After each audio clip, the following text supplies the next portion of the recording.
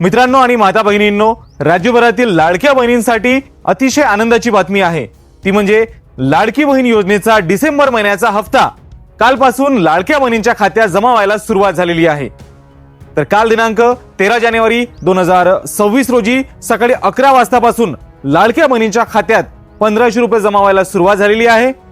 एकीकडे राज्य सरकारनं मकर संक्रांतीच्या शुभ मुहूर्तावर लाडक्या बहिणींना 3000 रुपये देण्याची तयारी केलेली होती, म्हणजेच जानेवारी महिन्याची 1500 आणि डिसेंबर महिन्याची 1500।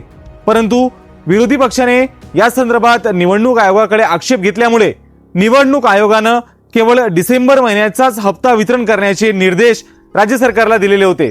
त्यामुळे राज्य सरकारनं सध्या तरी केवळ डिसेंबर महिन्याचे 1500 रुपये लाडक्या बहिणींच्या खात्यात जमा करायला सुरुवात केलेली आहे।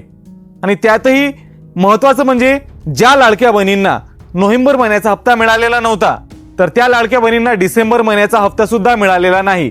तर यामागचं नेमकं कारण अजूनपर्यंत तरी स्पष्ट झालेलं नाही, परंतु केवायसी मध्ये चूक झाली असल्याचे बऱ्याच ठिकाणी ऐकायला मिळत आहे।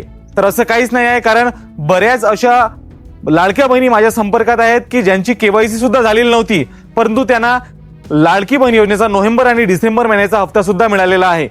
त्यामुळे हप्ता न येण्याचं नेमकं कारण काय आहे हे अजूनपर्यंत तरी स्पष्ट झालेलं नाही।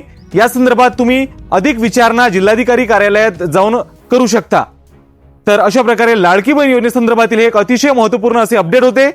तुमचा लाडकी बहीण योजनेचा डिसेंबर महिन्याचा हप्ता जमा झाला आहे की नाही कमेंट करून आम्हाला नक्की सांगा। हा व्हिडिओ जास्तीत जास्त लाडक्या बहिणींपर्यंत शेअर करा आणि व्हिडिओला लाईक करून घ्या।